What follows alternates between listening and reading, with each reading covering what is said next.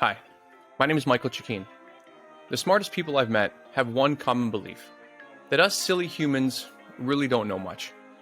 For example, we still don't know why planes stay in the air, or how Tylenol or even gravity works. Yeah, gravity. Look it up.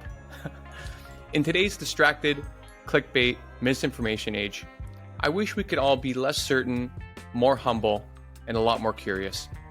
Admittedly, I've been known to struggle with all three. So no more, no less, this show is my attempt to be that change. Thanks for joining me, and here we go. Hey everybody, welcome back to No More, No Less. I'm Michael Chikeen, and today in the virtual studio, I have with me Marty Strong. When I started reading about Marty, it appeared he's living 10 lives at once, or perhaps one at a time. Marty is a retired Navy SEAL officer. He's a former UBS portfolio manager, and he is currently CEO of a middle market healthcare company.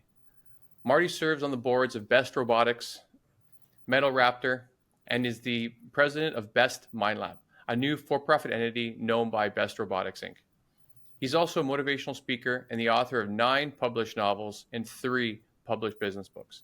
His latest book is called Be Different: How Navy SEALs and Entrepreneurs Bend, Break, or Ignore the Rules to Get Results. The book is currently available for pre-order and comes out in early December 2024. So there's lots to cover, so let's get going. Marty Strong, welcome to the show. Good morning, Michael. Well, I've read that your biggest passion is influencing change, both in people and within the organization. And the rule that I've seen is a bit of your motto is that everything is changing. So I wonder if we start, because I know everything I think comes from within, from our own experiences. So what is maybe the most dramatic change you've either experienced or maybe witnessed that stamped that ethos into your worldview? Well, my life story is it's a series of fairly dramatic pivots that were not anticipated or planned, which people who know me think is a little ironic because I'm a fairly detailed planner and I'm always thinking out into the future.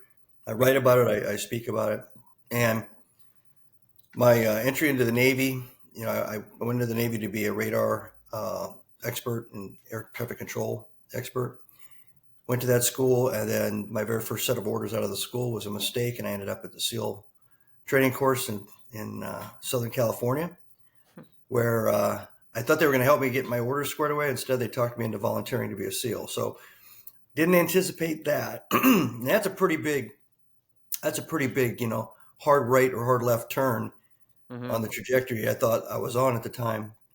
And then later on, I became an officer after half of my time in the teams, and didn't anticipate I was going to become an officer. I thought I was just going to stay enlisted, maybe do a whole 20 years as enlisted, but I did half as enlisted and half as an officer. So then towards the end, I thought I was going to be a lawyer. So I took all the tests and everything to go to law school, and had my resume, my transcripts from school and everything, and my scores being sent to law schools. And another SEAL came in, found that out, took me to lunch and talked me into going into financial services. So suddenly I wasn't going to be a lawyer after preparing for it for my last year in the Navy, and I got into money management. So but that is quite drastic. How does someone talk you into taking a completely different route? Because UBS is also an enormous bank, and so was there a path that led you directly through UBS, or was it just a career trajectory that this SEAL talked you into? Originally, he was trying to talk me into working for the same firm he was working for. He'd been out already for about a year, and he was working for a international IPO company called Alex Brown, based in Baltimore. And they were a boutique shop, but they were very, very successful. He happened to speak Brazilian, and so he was in the shop that was handling new companies going public in Brazil. Right. I didn't speak Brazilian, but he said, "Hey, the son of the owner is a SEAL, and he loves SEALs, and he'll hire you and train you whatever you need to do." Wow. But the big hook was, why do you want to go through another 3 years of school? I already had my graduate degree, so I was like, why do you want to do that? And he basically talked me into, I could make just as good money. I could do kind of the same things. I could have a lot more freedom, because I didn't want to be a lawyer in a corporation. I wanted to be a lawyer kind of like on a main street, put a shingle up kind of thing. Right. And he goes, well, just go talk to him, see what you think. So I did. But I ended up going with a company called Legg Mason, which is another small company, a regional company. Did that for 2 years before I joined UBS. I did 6 years with UBS. So I was basically talked into it because I really didn't want to go through 3 years of school. Yeah, that is a pretty easy sell, especially because you said at that point you had done 20 years of service. Yeah. Right. Yeah, I'm in my early mid 50s now, and a few years ago I was also thinking like, do I want to go back to school for a master's, etc. And I chose a different route basically because I didn't want to do 2 or 3 years of school, and also I would have had to live in the UK. So like that time investment school wise, unless you're really passionate about it, is a big differentiator. That, and you have to have enough free space in your life. I had little kids, and it was more important for me to try to make sure I could pay the bills and all that when I came out of the military. After 20 years of the money just showing up in the bank account, all of a sudden I was out there scrambling, trying to find new clients and invest their money and all that. So that was a different lifestyle. So there wasn't room in my world to go to school. And so it was good advice. And so that's how I ended up going there. And then 9/11 hit, and I felt terrible about not being in uniform and not being back in the SEAL teams. I've got 80% disability from my 20 years. And I thought, well, I tried, and they weren't accepting people that were unable to go into combat, so to speak. So I started working with counterterrorism, and eventually I sold my practice to another guy, and I got into the counterterrorism consulting business with mostly the federal government. Although I did act as an advisor to the Greek government for the Greek Olympics. So so that was another big pivot, and that was caused by 9/11 more than anything else. I think I'd probably still be managing money today if that hadn't happened. I just within the next couple of days, I had kind of some soul searching and thought, I need to do something that's bigger than just trying to make money for people. Yeah, those events, I've heard a lot of those stories after the pandemic as well, where it kind of helped people really assess like, okay, is what I'm doing, do I actually want to do this, or do I want to make more of a difference in a different way? And it seems that 9/11 was a bit of that repositioning point for you. If we can go back to the SEAL training for a bit, I'd love to know more about, because there is a bit of like secrecy and this elevated idea of what Navy SEALs are. Like obviously the Hell Week has been told forever and ever, but there's just always this concept of these extraordinary individuals, and surely from the training and the results they get, that's absolutely true. Yet from an organizational and maybe personal perspective, other former SEALs that I've interviewed or spoken to have provided tales of just, I guess, as much as like compromised humanity as any other group, as you would imagine. So I was wondering if you're able to share any stories where you think SEALs, either the training or missions, or you learned to be extraordinary, or also where they falter like the rest of us. Because I'm assuming that in managing negative emotions when things change and being more adaptable, I'm sure there's a lot of transferability over the skills that you learned in those experiences. Well, first off, anybody in special operations in any country will tell you that about 90% of the time you're screwing up. And you're not screwing up because you're not well trained. You're screwing up because the universe is constantly changing all the underlying assumptions and factors that you put into your plan, or that somebody else told you about the target and the situation. So the more experienced you get, the more you realize that the basic selection process that you went through in the very early stage of your career was genius. And this is kind of across the board. I've worked with lots of different country special operators, and they have kind of the same crucible at the beginning. It's more a way of weeding out and screening out people with personalities that can't handle chaos and crisis and radical change in reality. So you have to have a real strong, psychological resiliency. You have to have a high creativity quotient. You really have to be intelligent. Everybody ends up screening for the same level of intelligence, real high IQs. Because when you get into that situation, whether it's in the initial planning or when you're having to redo the entire plan on the fly, it's creativity and innovation and people that think that way that actually carries the day. So when you're going through these early programs, these early selection processes, you're not being taught anything. What you're basically doing, you're being exposed. It's very experiential. You're being exposed to a series of psychological obstacles. And they're psychological in that they're all physical. And maybe in your entire life, you've never been brought to the point where your brain starts to talk you out of doing something to the point you just want to quit. Not everybody's been through that, and they think they have. And like, I don't want to go, I don't want to go up to that girl and ask her for a date or to go, go out and dance on the dance floor or something. That's very minor compared to, I don't think I can put one foot in front of the other. And the fatigue factor is all that is just the environment. It's very passive, but it's continuous. And as the body starts to decline in its energy levels and its stamina, the brain starts to decline in its willingness and its confidence and its sense of purpose. Very human. Sounds very, common sense, but unless you've been through the process, you don't really realize how it feels. So the SEAL training has about 75% attrition. So if you start the course, 25% are going to graduate 5 or 6 months later. Even before you start the course, there's attrition. There's usually about 500 or so candidates to try to get into a 120 person class.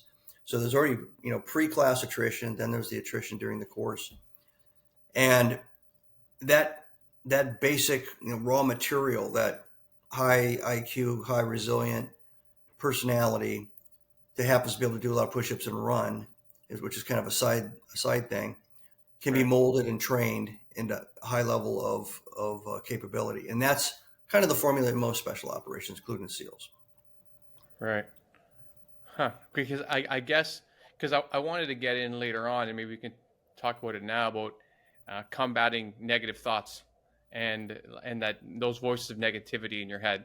And I find that happens with anything, a creative endeavor, like you said, going up and asking a girl out. And these are things that I guess is the underlying for what I talk about with a lot of people on the show or with friends or about anything in life, is that sometimes we just need the belief that we can, or that we can do something. So do you see that a lot in your coaching, that all of this is that for different things that we need to do in life, each of us have lower or higher set points for when that negativity voice starts to kick in? I think we do. I don't think it's a set point. It's a contract we've made with ourselves. So it's very malleable, which is why training and motivational lectures and things like that, life experiences, will change that. They'll change your sense of purpose or your sense of perception. So I actually have a speaking program called The Voices in Your Head, because when I try to explain to people that want to go to SEAL training, young guys, I'll say, all you got to do is two things.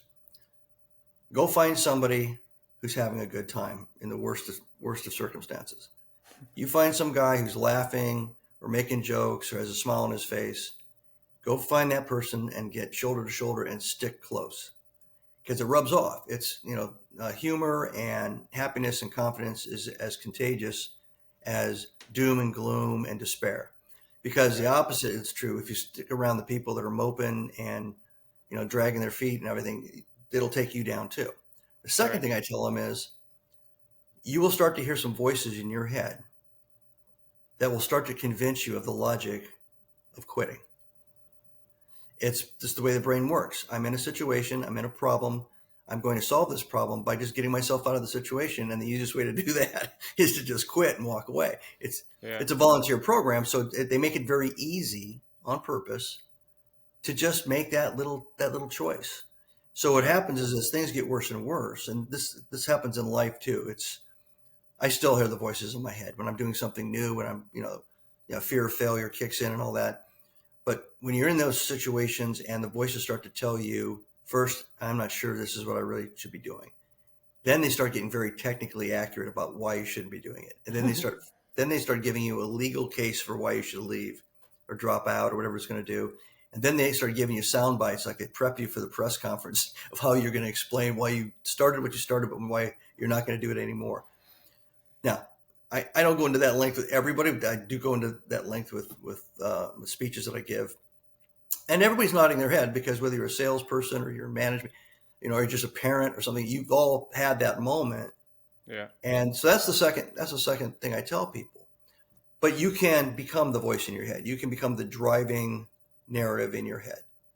But you have to recognize the moment when it starts, and you got to quash it. You got to nip it in the bud early.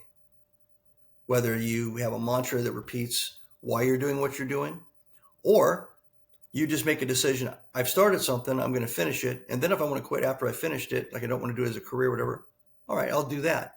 But I'm not going to quit something I've started that I thought was valuable, either as a life lesson or as a career step. So I don't know if that works. I hope it works. Young kids, everybody goes through these training courses when they're in their early 20s, late teens. So not a whole lot of life experience to lean back on, but it's applicable whether it's in special forces, special operations, or whether it's in life. Right. You mentioned something during that was about you said you can be the driving force in your head. So I guess my question is, what's the other voice? If the other voice is a negative voice and you don't think it's my voice or the person's voice, then whose voice is that? It's your voice. I mean, we have a duality of personality, and it's the fight or flight. So if you think about it, fight and flight are completely opposite reactions to a challenge, but it's still in your brain. It's still part of your brain. So your brain comes up with lots of choices, but they tend to fall into two different categories. Stop doing this. This is painful, or this is dangerous, or this is not going to turn out well, or continue doing this. This is pleasurable. This is getting me someplace, and continue doing this. And then you look at the consequences. The brain's calculating the consequences. So if you're running away from a saber-toothed tiger, the consequences are, if you stay and fight, you might die. And the consequences, Right. if you run, you might survive. So the consequences have a lot to do with the intensity of that conversation in your head and the immediacy of it, whether it's a long conversation that goes on for months or weeks, or whether it happens in a split second. But that's the way the human brain is wired. We're wired to confront a threat and make a decision. And we are also wired to weigh the possibilities and the outcomes associated with those possibilities. So it's just the way it is. It's just the way the brain's wired. It's a good thing. It's kept the species alive for a long time.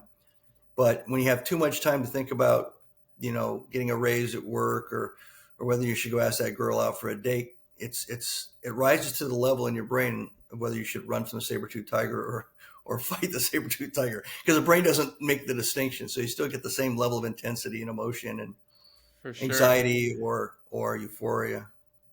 It's really interesting because I'm embarking on a quite a large project, creative endeavor right now, and I find myself getting overwhelmed, and I find that voice just will take me into doing other work or checking this or checking that, and it's really interesting how you also equate it to like a guy having to get the courage to ask a girl out. I think this is one part that like I don't think 95% of women really get, that like there's always this like fear to go up and ask a woman out and to say, hey, can I get your number? Oh, I think you're really pretty, and all these things. Like it's something that every man has to do on some level. And Right.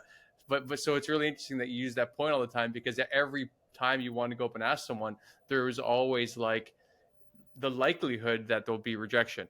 And it could be a kind like, oh no thank you, or I have a boyfriend, or all these things. But then there's the real chance that someone could be rude, and that hurts even more if you're just trying to be like, oh hey, I thought you could have your number. You're like, oh no. You're like, okay. And then you have to take that experience to the next time that you go out. So I guess, how would someone, either for that experience or something more professional or creative, etc., like how do you short circuit that software, that voice in your head, so you can say like, okay, I'm gonna this this project, this book I'm writing is really difficult, but I need to persevere because of X, Y, and Z. You shut up in my head. I need to do this. How do you coach people to to win that battle? The way I do it through discipline or discipline systems. So once I've set my sight on something, I try to figure out what are all the elements that I have to bring together, and what is there a schedule involved in this, getting from point A to point Z? How much time is it going to take? Across the room over there, I have a whiteboard that has draft 2 of my 10th novel, which I'm probably about 2 weeks away from finishing draft 2. Then it goes to the editor. Amazing. I had a complete story arc on that board at one point when I was writing draft 1. I broke it into how many words per page, how many pages per the book, how many total words for the entire book. I gave myself a bunch of metrics and different aiming points, right? Different destinations, and made it less of a mystery and less of a fantasy by making it look like a real work project that was achievable. And I'll tell you what, when you start off on day 1 and you've got 97,000 words to go, it's very easy to just go, what am I doing? Yeah. I'll never get there. But how many pages is 97,000? It's about 338 pages. It's a big book. Yeah. Yeah. So now I didn't make up that system. I read about how other authors created a discipline system. Everybody has a different story, but what seems to be common and what I ended up copying 7 or 8 years ago when I first started writing was to get up early in the morning before anybody in the world could possibly interrupt or change my schedule. Yeah. 5 o'clock in the morning, and right around 5:30 I start writing, or as I'm doing right now, I start editing something I've written, and I do that for about an hour solid. But I do that 7 days a week. Now, when I first did it and applied it to my first book, there was lots of starts and stops not because I couldn't think of what to write. My very first book was a fiction book, but because I had other things in life to do. Like I'd get up one morning and I'd go work out instead of starting my writing. And then I learned, okay, if I allow that to happen, I put that workout up front and center as a more important event. But what I've done is I put that in the only moment of the day that I'm going to have the freedom and the solitude to do the writing. Right. So I can work out at midnight. I can work out at 8 o'clock in the evening. I can work out at any time, but I can't write all those other times. So eventually in that first book, I learned how to kind of buckle down and stick to a discipline system. And and that first book was 95,000 words. So when I got through that book, I was stunned that I finished it. Other people were stunned that I wrote it and finished it because it seemed so daunting to, and then I went, yeah, but my wife, she's great. She said, well, how many business proposals have you written? And how big are the business proposals? What's the biggest? And I said, well, anywhere from 100 to 300 pages. Wow. Okay. That's technical writing. So you don't think, well, that's just my job. No. So you've been able to do the work. You've been able to do the volume. You've been able to do the brain output before. Right. So it's not a question really of the level of effort. It's just a question of redirecting what you're going to focus on and use that level of effort to produce. It's a great reframe. So after the first time I went, okay. And like anything else, like it's a habit, you start realizing I have confidence in the habit. I did that with every single solitary book. So I basically would start the next book conceptually about the time I was finishing the draft 2 rewrites. And then by the time I launched it to an editor, I was starting to put the first words on screen, so to speak, for the next book. And then time goes by and you look up and you're like, how the heck did I write, 13 books? Right. Well, I did it the same way, one day at a time, 60 minutes every day, 7 days a week. Nothing more brilliant than that. Was it really just like an hour a day? Yeah. Yeah. I probably, when I'm writing draft 1, I probably write anywhere from 350 to 600 words, and that's it, which is about a page to 2 pages. Right.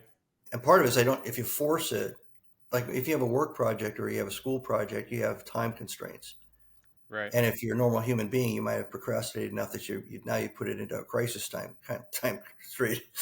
But when you've got all the time in the world, or you can just quit writing something like a book, you have that freedom, and the freedom gives you the choice. And that choice is gives that other side of your brain a little bit of leverage. Well, you even said that sometimes we start having our brain starts making the legal case, which I thought was a funny way to look at it, for why you should quit something. And like sometimes those legal cases are quite compelling. It's like, well, you could do something else. You don't really need to do this. It might be a huge failure. Like there's just such a good list that you could be persuaded. So I think like discipline seems to be the only way to get through that. Yeah. And I'm not surprised once you said that, like when you're done it finally, you were surprised that you finished it and other people were surprised you finished it. And I think I would feel the exact same. If you look, like my wife and I were thinking a couple of years ago going to Africa and climbing Kilimanjaro. All right. So we both work out all the time, but that doesn't mean we can climb a mountain. So we started doing the research. Well, there's training programs and there's the right gear and you got to break the gear in and you have to ramp it up. And there's a period of time that you have to put in the work. And that all gets you to a point where you have about a 95% probability that you're going to climb Kilimanjaro and be okay. Right. But if you don't do any of that, if you don't do the work, if you don't apply yourself, if you don't learn all that and turn it into like a little mini job project with a point A and a point Z, you might have a 40% chance because you're going to quit a third of the way up Kilimanjaro because your feet are falling apart or you can't handle, the altitude and the oxygen issues. Right. So, and just to kind of hit on the legal thing, I came back 8 years after I was a student in SEAL training and I was an instructor. I led the first phase of BUDS, which is the phase where Hell Week and all that is. That's the phase where everybody basically quits. Right. And we had to counsel every kid. So you're one of those monsters that are torturing those poor recruits. Yeah. Which really all we do is we made sure that the sun came up and went down every day because life and the environment and the atmosphere just had to keep perpetuating. And we just let that work the magic. Right. You don't have to really yell or do a whole lot of stuff too much. But 8 years later, I found, okay, so we have to counsel the students when they want to quit, wherever it is. So if they don't want to go out in the ocean, they run up, I want to quit. So there was 3 people that had to do the counseling. There was the person in charge of whatever the event was. Then if he couldn't talk the kid out of it, the kid was going to go to the senior enlisted person present. And then if they couldn't talk him out of it, then they would go to the officer in charge of the event. And if the officer couldn't talk him out of it, then they'd say, okay, and you'd go and do the ceremonial ringing of the bell 3 times and you were done. No take backs. It's over. So I must have had that counseling situation.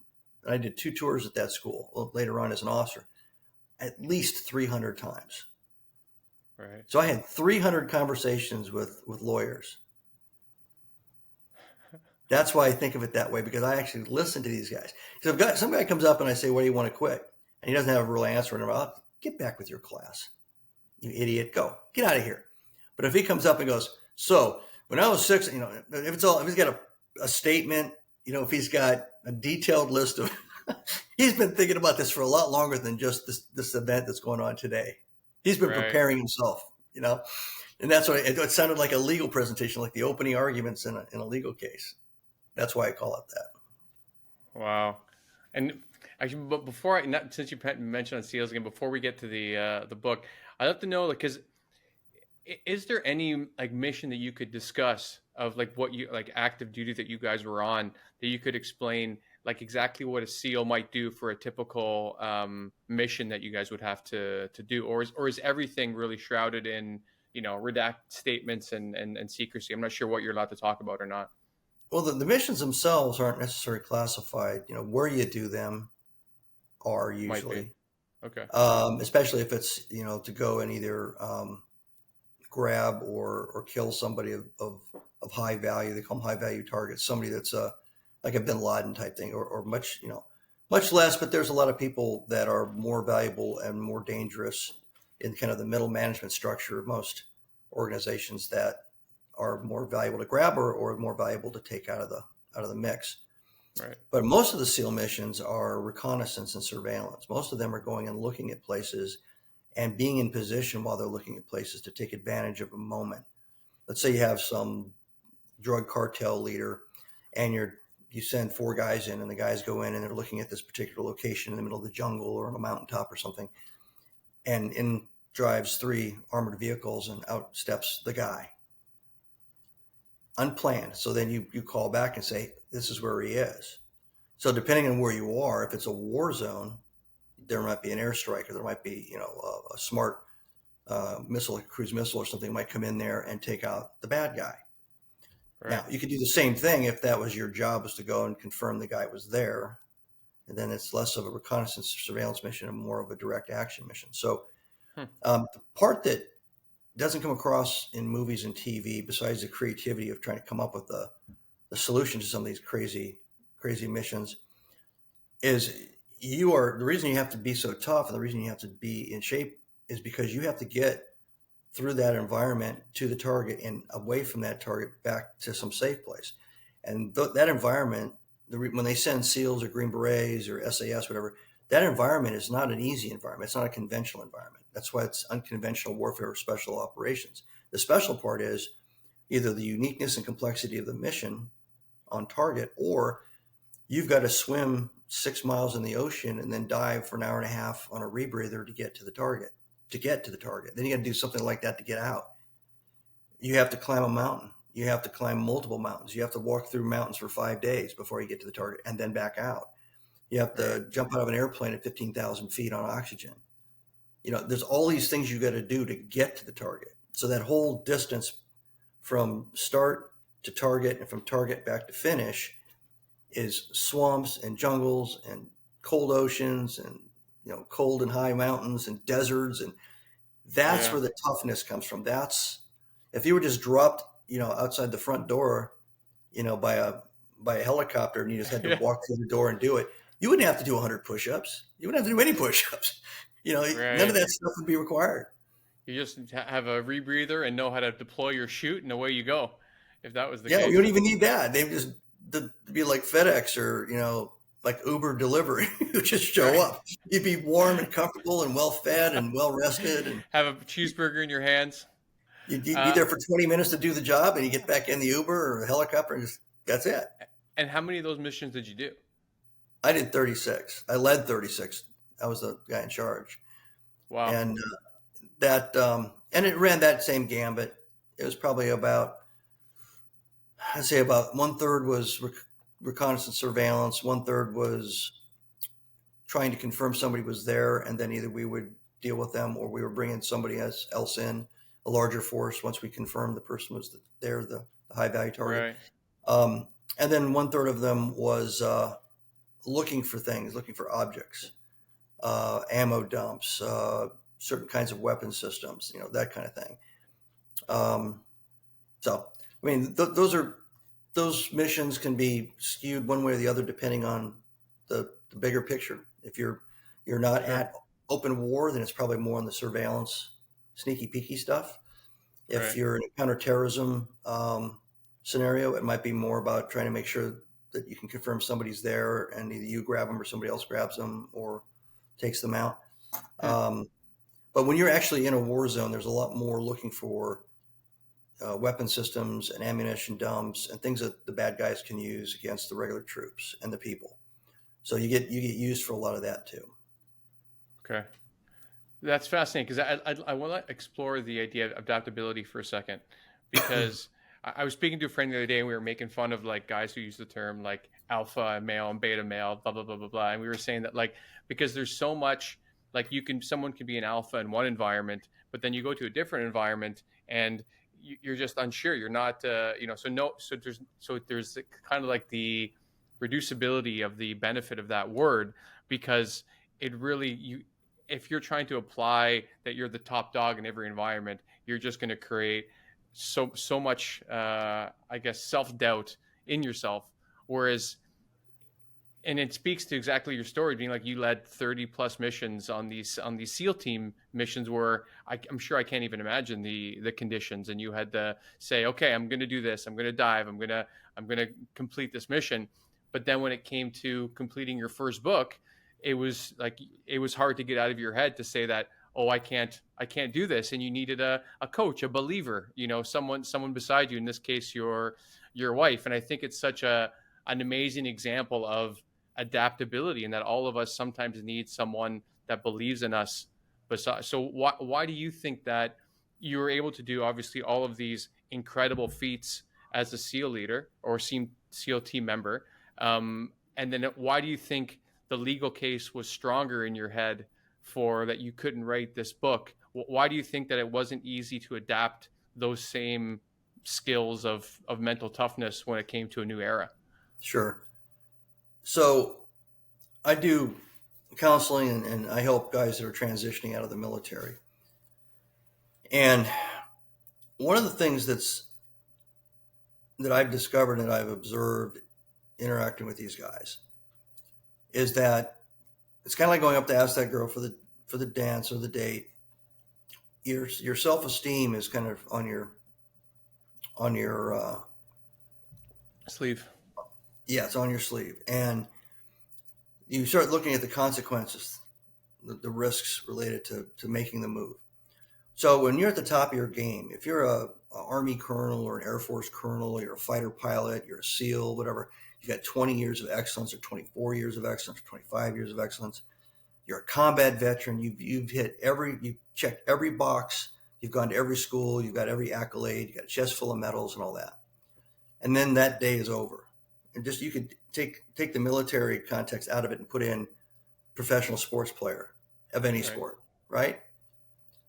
Everybody knows what you do. Everybody knows what you do is cool or high value. You're in movies, you're in shows. There's merch all about what you do, whatever. And suddenly, you're not. Right. You're just a dude. Right? You're just a guy. I mean, I tell you, when I got my retirement card and I walked out of the base, walked over to my car and started to drive off the base, I was kind of euphoric, but at the same time, I was thinking, I'm just a dude. Right. Right. And you have a sense that you've just lost all your mojo. You've lost 20 years of mojo. You've lost whatever. And that's not true, but that's the way your brain works, right? Because whatever you're going to do next, you're probably not going to be as good or as great by any measure. So what I basically do is I just say, okay, let's put this in perspective. Going back to the book in a loop here. I'll say, how old were you when you went to pilot school? How old were you when you went to SEAL training? How old were you when you went to whatever? And they'll tell me. It's usually really young. How long did it take before you were considered a proficient professional? I mean, proficient. Nobody had to think about whether you could or couldn't fly the plane or could or couldn't do the job, whatever. And I'd usually say about 2.5 years. 2.5 years. Okay, how long did it take before you were an expert? Before you were the person people pointed to and said, that's the best. That's the guy who's the best in the squadron or whatever. It's probably 4.5, 5 years, maybe 6 years. How long did it take before you were a leader? Before you were given the grant to drive and direct other people? 7 years, 8 years. All right. So you want to start a restaurant. How many years do you have in the restaurant business? 0. So you want to be an engineer. So you want to start, whatever. And the answer is 0. I said, so you're at the apprentice level of this next thing. It would be insane for you to believe that anybody should look at you as an apprentice and give you the same deference that you had at the peak of your career after 20 years. Right. And you know what? There are probably movies about restaurants, but not as many as there are about SEALs or fighter pilots. And so you also have to accept that this isn't going to be a high visibility, performance. It's going to be, a lot of this is going to be invisible to the rest of the world and even to your family. You're going to be in some room working your butt off to learn how to do whatever this thing is. Yeah. So the theme of that is you have to apprentice yourself to the thing you want to do. Basically, I had a name for it a long time ago. The presentation was called Thank You for Your Service, but it was basically a tongue-in-cheek thank you for your service. It was like, okay, been there, done that. Okay, what are you going to do now? And now you have to do the same thing you did the last time. Just like with my books. I start every book at 0 words. Yeah. And it's just as daunting every book. And every single time, I have to play a mind game, which is what I was saying about the whiteboard. I put up the plan, I put up the metrics and the milestones. And when there's just one milestone of 25 done, you're still like, man, this is going to take forever. So then if it's a discipline The discipline tends to take over, like brushing your teeth every morning. You don't score that. You just do that, right? And eventually it becomes like that. You just show up, you do whatever work you have to do, whether it's learn something new, do something new. You start to become more proficient. Eventually, especially if you're open-minded and have intellectual humility and absorb other people's information and experiences, you will start to accelerate. You'll start to go from the apprentice to the journeyman position, eventually to master in that new area. But you have to put the time in. There's no instant gratification in anything if you really want to master it. Right. Yeah. So let's go back and focus on the book primarily, because I could talk about that negative force cycle for forever. So where did the concept for be different come from? And so the byline is how Navy SEALs and entrepreneurs bend, break, or ignore the rules to get results. So I've had a couple e-commerce companies myself, and I have a lot of friends in the entrepreneur community still. And so a lot of this I think would speak to me. So I'd love to hear where the impetus was to write this book. Sure. So the first book I wrote is about leadership in crisis and developing teams in crisis, and how mostly dealing with scaling, not meteorites hitting the company or anything like that. Right. Although that'd be a good book too. And one of the chapters talked about strategy, and one of my beta readers, who's a CEO, said, "This is a great chapter. You should have a whole book on this, because nobody teaches strategy anymore. Everybody just does optimized operational planning, and they flop forward the prior plan into the next year and add 3% growth to it and consider that strategy, which is not." Right. So I wrote the second book, which is about strategy. And the second book I set up by letting everybody know it's okay to dream. It's okay to think big. It's okay to do these things, even though this has been kind of crushed out of us by the time we get, at least through the end of high school and into university. Because what they do in schools, they teach you to memorize and regurgitate what has happened in the past. You're not in there in med school learning, futuristic medical techniques. You're learning the same stuff that everybody's been doing up to that point. In engineering, it's the same way. In business, it's the same way. And therefore, what happens is every time a bright mind comes in to that equation and says, "I have a thought, I have an idea. What if we?" It's like, no, that doesn't apply here. You need to memorize this, get good grades, move on, check the box on your program so you can graduate. Right. So then you get your first job. You walk into your first job, and they say, "Hi, how are you?" And you go to your first meeting, and you're listening to something. You raise your hand, and everybody looks at you like you have three heads, because you're brand new. You have no tenure. You have no positional authority. And unless it's a very enlightened organization, nobody's going to ask you what the heck you raise your hand for. You go through that for a while, and then you stop raising your hand. So as I went and explored that, at the same time I was on the board of BEST Robotics. And BEST Robotics is a national competition. It's been around for 31 years. It's held in 29 different locations in the United States. 2 Texas Instrument engineers created it. And it's for kids from 6th grade to 12th grade. And there's now thousands of kids that have gone through that are at, then went on to MIT and Stanford and all these other places and became engineers in technology. They're in space technology and everything you can think of, materials technology, chemical technology, biochemistry. And what that program does is it creates a competition, but you have to also create a company around the competition.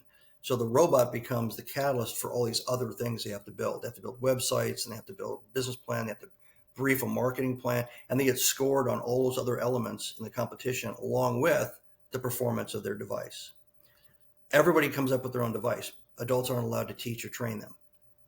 Okay. So they're given the specs of the competition, and then they have to work backwards from the specific requirements in the competition, so that they have a device that can move around and has a crane or a swing arm or a hook or other things to manipulate something in the field environment. And there's software that has to be put into it and all that. And they do that on their own. So when you go to the competition, if there's 20 teams, there's 20 different devices. That's right. The representation of 20 different teams of minds coming together, communicating, collaborating, doing rapid prototyping and experimentation, all that. Now, I'm not a technology guy. I was brought in to help with strategy development, but I started going to the competitions, and I look at this and I said, okay, wow, you guys are doing a great job teaching these kids. And the engineers say, we aren't teaching them anything. Well, how the heck did they know how to do this? They work it out. They figure it out on their own. Really? They're not all like super advanced placement, college prep engineering students. Nope. So then I started talking to the students, the kids, and then I watched it in between the cycles of the competition. There's usually about 10 during the robot day. They are allowed to go back and do rapid prototyping and fixing and upgrading their robots. So they come running back. It's like, a NASCAR or Indy pit crew. They've got tools, Dremel tools and drills and materials that are, they're trying to fix whatever it was because they only have so much time. Right. And if you think about it, there's like 500 to 800 kids surrounding an arena with about 5,000 to 6,000 family, friends and everything cheering what's going on in the center of the arena. So the whole thing is like 8 hours of just people screaming and yelling like you're in a football game. Wow. And I'm watching all this, right? And I thought, okay, this is interesting because what they've done is they're not teaching or training or anything. What they've done is they've created this experience that's transformational for these kids and for their parents. They see their kids in a different light. It's not about how much you memorize. It's not about whether you got A's or B's or C's on a test. It's the actual flexing and exercising of the human mind to deal with and create some solution. And it metamorphically changes the way these kids think. So I'm watching this. And I originally, the first one I went to, I stood more by the center and watched the actual competition. Within an hour, I was back where all the rapid prototyping was going on all the tables. And that's where I spent all my time because that's where all the dynamic was happening. So I started thinking, and some friends of mine at Best Robotics, does this make any sense? Is it only for kids? Can adults do the same thing? Can adults learn how to do this? There's no alpha personality in these groups. How do they do that? Right? There's no hierarchy of leadership. There's no CEO. Right. Why aren't they arguing with each other? Right? I mean, so we start writing down these notes, and that was the genesis of Be Different because they were breaking rules of engineering and breaking rules of program management because they didn't know the rules. Yeah. And then you start researching that and you realize that, Napoleon was like a 24-year-old general. Alexander the Great conquered the world before he was 33 years old. Einstein was younger than 24, I believe, when he came up with the special theory of relativity. Bill Gates dropped out of college to create Microsoft. Jobs, dropped out of college. These guys were all in their early 20s. And the hallmark of every one of them, even Elon Musk, is that they either didn't know the rules, knew the rules and broke a lot of the rules of the prior generations on whatever the topic was, engineering, technology, space flight, or warfare, or they ignored them and went their own way. And sometimes if they were successful, they set the new standard. Unfortunately, that became the new rules for people that like rules, and then everybody gets in lockstep again until the next Alexander or the next, Tesla or somebody comes along. And I mean like Nikola Tesla. So when you put all that observation and some of that research together and thinking about my own SEAL experience about the open kind of brainstorming to come up with ideas to solve mission problems, I said, okay, this isn't about age. This isn't about a very specific competitive environment. This is about the human brain. So I started talking to some people that were experts in brain science. And so that all ended up in Be Different. So it's basically the vehicle starts out the same way as Be Visionary did, in that I basically tell the reader, you've been conditioned to think a way that is counter to the way your brain has been designed. And you can be conditioned or unconditioned to where you understand how to use that brain. Unless you have Alzheimer's or dementia, unless you have an actual medical condition, a 6-year-old or 7-year-old brain that's looking up at the stars or wondering if they can be a rock star someday is the same functioning brain of a 70-year-old. Right. There's no biochemical, mechanical reason why a 70-year-old can't get excited and start thinking big thoughts, except that they've been conditioned not to. Right. So first three chapters or so talks about that so that people feel comfortable being creative and thinking creatively. And then I teach kind of how to shred all that stuff, all that baggage, so you can start actively applying that concept. And that's what the book's about. So it's not only about, business and for business people, but it's professional or personal. Right. And how do you balance this idea? Because I think you're totally right, is that we're conditioned to, especially we're really working off an antiquated education system, which really served the purpose from when it was designed, because we were just trying to fill jobs and fill factories and have a very obedient sort of society. And I don't think the opposite is better. Like if you have everyone that's being an entrepreneur, I think you have no garbage collectors, you have no nurses, you have no teachers, you have no doctors, like keeping society running. So how do you look at the idea of a balance? Whereas, like, I think you want people to be able to make things better. Sometimes you need to break certain paradigms and dogmas and things that are inherent, but some things need to be kept in place for us to have a functioning society.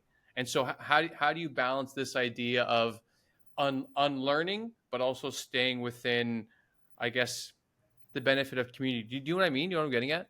Yeah. Yeah. One of my beta readers is a war college professor, retired Marine colonel, and the first and second chapters would be different. He didn't like, because he thought he likes rules. He thinks rules create structure, and structure creates foundations for society and organizations, and people can rely on them, and they can leverage that confidence and reliance to do everything else they want to do. Right. Which is all true. And I said, well, I'm talking about intellectual, not physical. I'm not talking about going out and robbing banks and driving 200 miles an hour down the neighborhood road, not just breaking rules to break rules. I'm talking about the intellectual, the way your mind thinks about thinking, the way your mind thinks about, a different and a better way to do something. I'm not trying to, create an anti-social, anti-structure person, because Right. you do need all those things. As a matter of fact, once you learn how to be disruptive and think this in a disruptive manner, meaning you're breaking the mold, one of the first things you're going to have to do is you're going to have to come up with a plan to establish the new mold. You have to have some stability. Right. So when you break something up and you redesign it and you make it better or different, then you have to basically lock it down so that it can operate. So, thinking is thinking, and that can be free play, and it doesn't really have any consequences. Of your idea doesn't work in your head, it just doesn't work. But Right. once you've got it in play, then it's kind of like the rules of physics. The laws of physics are applied, whether it's the physical laws of physics or the laws of physics of your industry or whatever that you're trying to do. Like, you can't make a sailboat that defies Mother Nature. It's got to somehow comply with the rules of Mother Nature. So it's a 1-2 step. Not everybody wants to be creative. Not everybody wants to be innovative. Not everybody wants to change the rules. Matter of fact, most people don't like change and don't like anything to be adjusted. Sure. The problem with that, from a general mindset, is if you want the world to stay static, you're living in a bubble, because the universe is going to change everything, and you don't have anything to do with it. As I'm sitting here, I have nothing to do with the fact that all around me, if I have 20 neighbors, any one of them could move, or they could buy the house next to them and turn it into some weird kind of place. I can't control that. I don't know whether or not they're going to do work on the street, and now I can't go to work the same way. Now I got to go a completely different way. That's a pain in the butt. I have no idea that's happening, but when it happens, I have to live with that reality. Well, Right. thinking a much more complex framework, if your competitors are working day and night to beat you, and you're not thinking that you have any competitors, one day you're going to wake up and half your business is gone. And you're going to, well, what happened? Well, what happened was you were very comfortable. You were in stasis. You didn't really care about changing, nor did you even care about paying attention to whether anybody else was changing and how that would affect you. So at a minimum, if you don't want to be creative and innovative to make change, be creative and innovative to anticipate change. Okay. I really like that idea that you collaborate with that war professor, as in, like, the opportunity for creativity and dynamism can ultimately is born from a foundation of rules and structure. because I have this conversation with a bunch of libertarian friends that I have that are like really hardcore libertarians, and I love some ideas that they have, and this is why we have these debates. Whereas they think most things should be zero taxes, everything should be decentralized, et cetera, et cetera. And I think about this idea in the context of this conversation being like, it would be much more difficult for us to innovate and have different technologies and medicines that we're all working on if we all lived in a society that was more chaotic. Like if we had to still barter or figure out who's going to pave our roads or who's going to protect our streets, like all of these things, I would think it would be a lot more difficult to innovate in all the ways that you're saying intellectually and create all these different technologies, etc. Because a lot of our life would be like, okay, where do I get my meat from today? Okay, where do I? And I think it's super fascinating. And are you taking kind of some of these ideas both into the personal sphere and also into the corporate world, or is it mainly focused on entrepreneurs and business leaders to be more creative? Well, I actually think it works. First it's a personal thing, it's an individual thing, right? So you want to get all your organization leaders to be thinking this way. Otherwise, it doesn't matter. The organization is never going to think and act in a different way, right? So you're contained, controlled, and steered and guided by the leadership. So, and even if, like, I'm a CEO, if none of my leaders want to follow what I'm saying, and they could sabotage, they could drag their feet, they could just ignore it, they could do a lot of things that would make this not happen. So part of this is everybody has to kind of buy in a little bit into why it's a good thing. Why is it a positive thing? Now, in my second book, Be Visionary, I talk about how to use the naysayers, the negative people. Use them as your sounding board. Use them as your bench test. Take all the dreamers and the people that are already kind of drank the Kool-Aid on this. Have them help you develop the concept into an actual plan. Then take the plan and use the naysayers and the people that don't like change as the red team to see if they can shoot holes in it. Don't demonize them. Don't fire them. Use them, because that's an important insight. You need to have somebody else who has a contrary opinion, right? Because part of being open-minded is to listen and learn from every direction and every source. So if you can get an organization to do that, it doesn't have to be a business, but if you can get an organization to do that, even a little bit, you're radically different than probably everybody else around you, because there's such a small percentage of people and such a small percentage of organizations that are willing to embrace this way of thinking.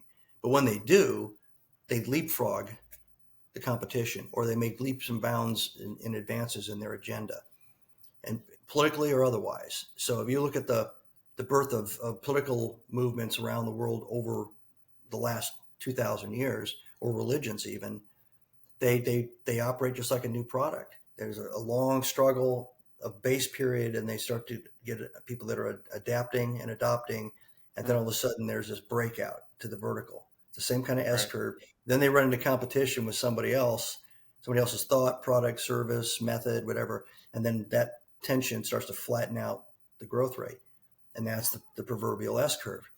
And then if you're a business, you have to reinvent the S curve. If you're a religion, it's kind of hard to do that. You can't suddenly go, okay, well, it hasn't been working being Hindu. Let's shift to Mormonism, to recreate the S curve. But human society, we all started trying to do it all on our own. And the collective bargaining of, hey, if you hold the net and I scare the fish, we'll both eat better than we would if I try to do both things by myself. And you can only carry a big log using more than one person. If you need that big log to put up a defense, or to put a bridge across a river to get to the next hunting ground, whatever it is, you had to have some coordination and communication with another human being. And that's where the whole social contract started. So I think there'll always be reasons for humans to collaborate, coordinate their efforts, and to establish a foundation of whatever that foundation is. But that shouldn't be the only reality. They should realize that, what if there's a big storm, and what if the river gets twice as big? And what if the bridge that we build is too short or too low? Somebody's going to be thinking that way too. Right. Hey guys, we may have to build a bigger bridge or longer bridge, or figure out how we're going to do this. Because if nobody's looking out for that, if nobody's looking to the horizon and trying to figure out all the answers to the what ifs, that bridge you built is going to be gone one day. And you're going to, Or that's how that, you or learn. that, or that Boeing jet that you built will have a door that just comes off. Right. And that's a terrible way to learn. Yeah. Yeah, that's really important because I think there will always be people that, for whatever, their mind is focused on always finding problems to try to fix them. But I think they also need to be balanced by someone who's trying to to make things better by pushing things forward. And these people seem to keep each other in a really nice balance. I've always seen the best companies, like co-founders, is someone that is more like sales, marketing, driven, and then someone who's very operational, to being like, no, we don't have the money to do that. What are you talking about? And then that Yeah. the first person's brain will pivot to be like, oh, okay. And then they come up with all these other ideas, because we live in a world of like a plurality of different brains for how we look at problems, for how we look at life. And sometimes you need a bit of this yin and yang to have a really good organization. Have you seen that as Absolutely. well? I was in a business partnership for about 5 or 6 years, and he was the pessimist and I was the optimist. And every idea was debated, and kind of like what I said about the structure and be visionary. It was, at first I was frustrated. I thought, I've got to convince this guy. Right. I've got to win this guy over to the idea. But in time, I started realizing, at a minimum, he's making me do all the work to show him the nuts and bolts of the idea, not just the idea. I have to actually go from a concept or an offhand comment to something that looks like a little bit of a battle plan with resources assigned to it before he's going to say, yeah, I can see where this is going. Okay, I agree with you. Right. So I couldn't frivolously walk in there because I knew that was the only way I could get him to kind of buy in.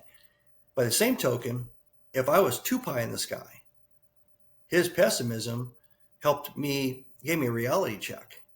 Right. I'm a very upbeat, very optimistic guy. So there's like nothing that can't be done kind of thing. Now, he was a SEAL too, by the way. Right. Huh. And so he was more of a detailed thinker and more of a practical person. And I was more of the long range thinker and more of the whatever's practical, maybe practical, but it's not going to be worth anything in 2 months if this changes, if that changes. So I was always challenging the status quo. So oddly enough, after about 4 or 5 years, there would be times where I'd come in there with an idea and he'd get enthusiastic about the idea, and I found myself shifting into the pessimist mode. Like I felt like it's unhealthy for us both to be thinking the same way at the outset of an idea. Right. That's great. Oh my God. Well, I want to be respectful of your time. So I guess I want to kind of come to a close with a question of like, for someone in either in their personal life, because you said starts on the individual level, or even if they're trying to affect change in a corporation or a school or, their family, etc. What are some things that, listeners to this conversation could do to help them be more creative or dynamic in some of their approaches to life? So I think the first thing you have to do is you have to decide that you don't know everything, that even the things that you do know are suspect because it's all decaying. The shelf life of your information is decaying rapidly, and you don't see it, but it's happening. And to rely on what you learned in school or what you learned last year is back to that the universe is changing thing I was talking about, and it doesn't care, and the world is moving past you. Your customers don't like what you're making anymore. You just don't know it because you haven't been paying attention. So you have to start off with what I call intellectual humility. And that means that you basically ground yourself and clear the board of any preconceptions. The second thing you do is intellectual curiosity. You have to allow yourself to seek answers and information and insights from every possible sources that you would never ask. Maybe it's an enemy, maybe it's a competitor, maybe it's somebody on the complete other side of the political spectrum. That's part of the bench testing in your own mind. You need to have all like the pessimist optimist or the yin yang kind of tension. You have to go out and look outside of, you can't, one guy said, so what you're saying is you can't sit in an elevator and just breathe in your own farts.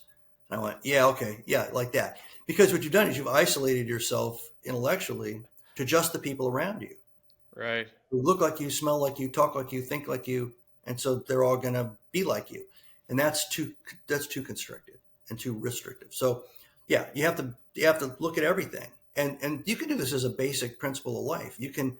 How many people have ever actually read just a simple summary, even a Wikipedia summary of what chemistry is, or what Right. biotechnology is, or Not many. how does a satellite operate, or there's 1,000 different topics. You hear a term, whatever, write it down, and go just do a short little exploration of it to expand your horizons, expand your brain.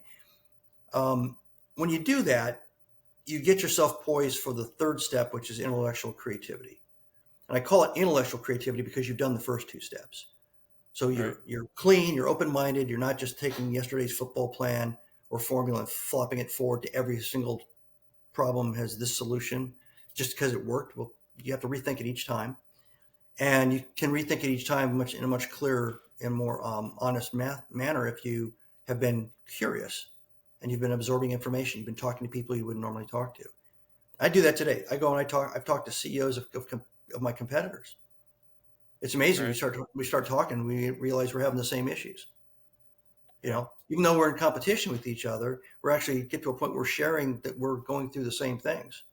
Now, the fact that I hear that somebody else is going through the same thing, that's enlightening to me because I thought I was the only one going through that.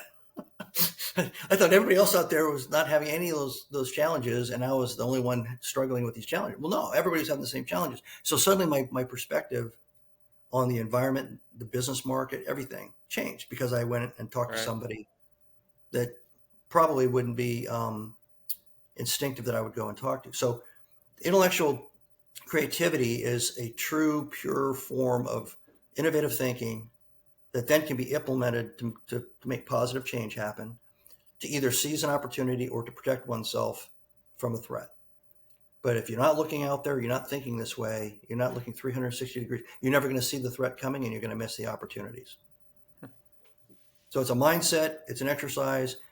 I do it every day. I do it every time somebody comes up with a challenge in front of me. I before I say something that like, well, this is what I think you should do, which is the way I did it in the military. I was very much, okay, I know the answer to this.